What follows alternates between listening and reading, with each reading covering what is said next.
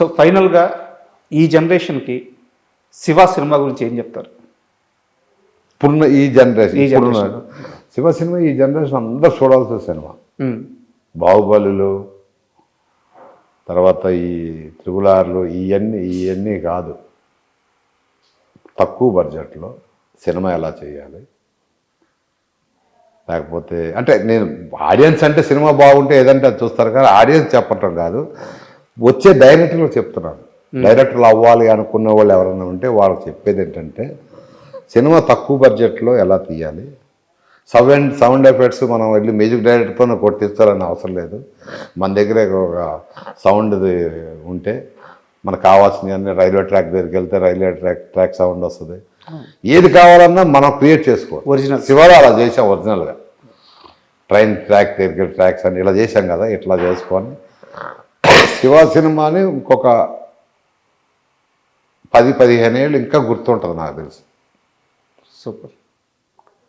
ఇప్పుడు 35 అంటున్నారు కదా, ఇంకొక 10-15 సంవత్సరాలు ఈ జనరేషన్ కూడా వచ్చే జనరేషన్ చెప్తారు.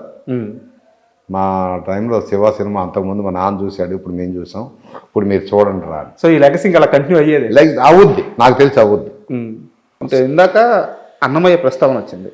మామూలు సినిమా కాదు సార్. తెలుగు సినిమా ఎన్ని సంవత్సరాలు బతుకుంటుందో అన్ని సంవత్సరాలు గుర్తుండిపోయే సినిమా అన్నమయ్య. అంటే అప్పటిదాకా నాగార్జున గారిని చూసిన విధానం వేరు, అన్నమయ్యకు వచ్చేలాగే పూర్తి డిఫరెంట్. సో ఆ సినిమాకి మేకప్ వేయడం అంటే ఒక ఛాలెంజింగే.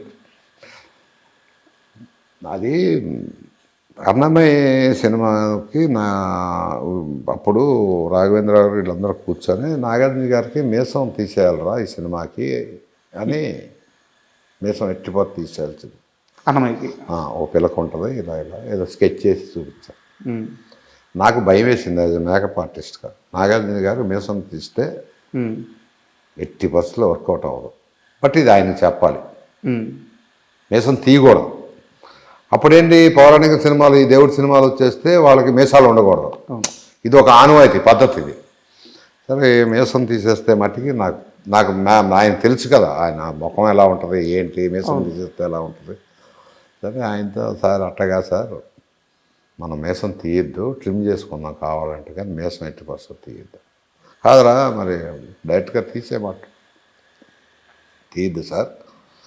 దర్శనరాజు గారికి చెప్పి తిరుపతిలో కొన్ని అన్నమయ్య ఫోటోలు దొరుకుతాయండి, అన్నమయ్య కీర్తనలో, అవి నాకు ఒక 10-15 కావాలండి, ఆ బొమ్మలు చూడాలి నేను అంటే అది తెప్పించారు.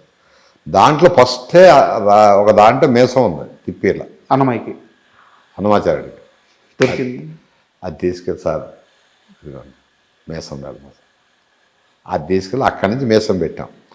ఇది మా డిపార్ట్మెంట్లో పెద్ద వాళ్ళకి అన్నమయ్యకి మీసం ఉంటాం ఏంటి కారణం మీరేనా? ఇండస్ట్రీలో చాలా పెద్ద గొడవ అయిందంటే. పెద్ద గొడవ మీ నుంచే.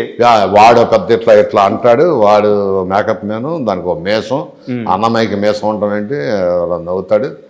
ఈయనేమో చంద్ర అంటాడు, వాడు ఏం చెప్తే అది అంటాడు అసలు అని పెద్ద పుకారైపోయింది ఇండస్ట్రీ అంతా. ఇదేందబ్బా ఇది ఈ చిత్రం, ఇది ఇప్పుడు చాలా మ్యాగజైన్లో కూడా ఆర్టికల్ ఏంటి అసలు మామూలు కాదు, ఇదేందబ్బా ఇది అందరూ మీసం ఉంటే అంటే. ఇప్పుడు ఆర్టిస్ట్గా నాకు తెలిసి మేకప్ ఆర్టిస్ట్గా ఫస్ట్ గుర్తించాల్సింది ఏంటంటే, చాలామంది మేకప్ మ్యాన్లు మేకప్ వేసేసి వెళ్ళిపోవడం కాదు. మా వాళ్ళకి కూడా చెప్తున్నా, ఆర్టిస్ట్కి ఏ లుక్ అయితే బాగుంటుంది, ఎలా బాగుంటుందో ముందు మైండ్లో స్కెచ్ మనం ఏర్పరచుకోవాలి, అంటే తెలుసుకొని దాని ప్రకారమే మనం మేకప్ వేసుకోవాలి. ఒకళ్ళు రౌండ్ మొక్క ఉంటుంది, కోల మొక్క ఉంటుంది, ఒకళ్ళు సంథింగ్, ఒకళ్ళు చిన్న కన్ను ఉంటుంది, ఒకళ్ళు పెద్ద కన్ను ఉంటుంది, ఒక జా వచ్చేసి ఒకళ్ళకి ఎక్కువ ఉంటుంది, ఒకళ్ళకి తక్కువ ఉంటుంది, చాలా ఉంటాయి, డిఫికల్ట్ ఉంటాయి ఫేస్లో. ఇది మనం వేసేసామంటే కాదు. సరే ఇది స్టార్ట్ అయింది, ఆల్రెడీ కేరళ వెళ్ళాం, కేరళలో షూటింగ్ స్టార్ట్ అయిపోయింది, బొట్టు గిట్టు అంతా అయిపోయింది. విన్సెంట్ గారి మధ్యకి నువ్వు ఎవరి మాట ఆయనకు చాలా బాగుంది అన్నాడు కెమెరామెన్ విన్సెంట్ గారు, పెద్ద ఆయన దగ్గరికి వెళ్ళి ఏం సార్ ఎలా ఉంది, నాకు బాగుంది, ఏం భయపడద్దు, అందరూ అలా మాట్లాడతారు, నువ్వేముంది నాకు ఇదే టింట్ కావాలి అని చెప్పాడు.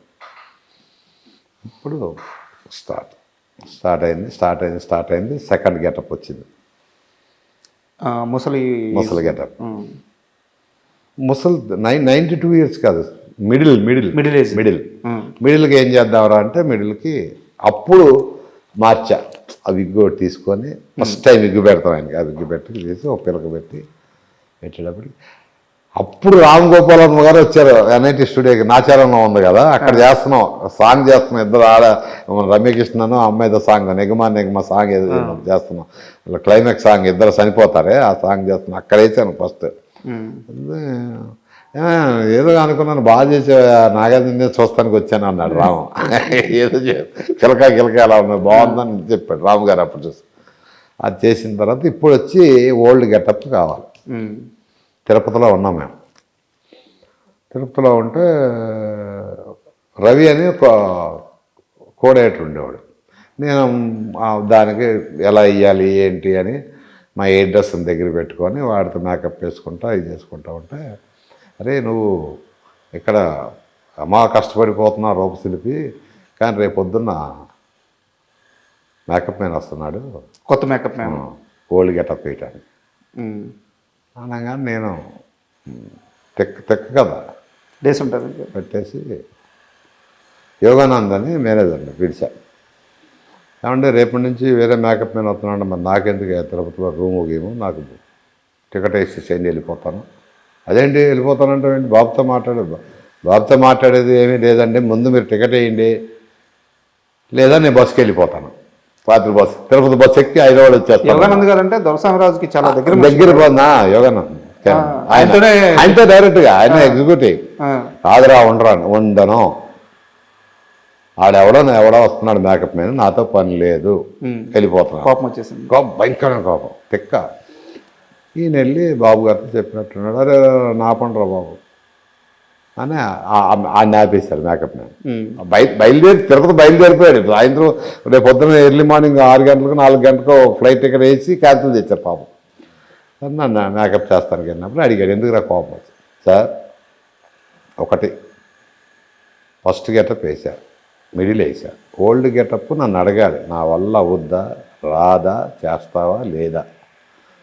ఒకటి చేస్తా, ఒకసారి బాగలేదు, రెండోసారి చేస్తా, మూడోసారి బాగుంది, అప్పుడు నాకు కూడా సాటిస్ఫాక్షన్. ఓహో నేను వేయలేకపోయాను కాబట్టి మిగతా వాళ్ళు వస్తే నాకు కూడా ఉంటుంది. కానీ నన్ను అడగకుండా నాకు చెప్పకుండా అంటే ఇక నేను మరి అంతే కదా సార్. ఆయన మరి రాఘవేంద్ర గారితో ఏం మాట్లాడాడో మొత్తం అయిపోయింది. షూటింగ్కి వెళ్ళిన తర్వాత ఒక 24-25 ఏళ్ళ కుర్రాడు తీసుకొని డైరెక్టర్ గారికి చూపించి, ఈ కుర్రాడు చూడండి అని డైరెక్టర్ గారిని చూపించి రూమ్కి తీసుకెళ్ళి వేశారు.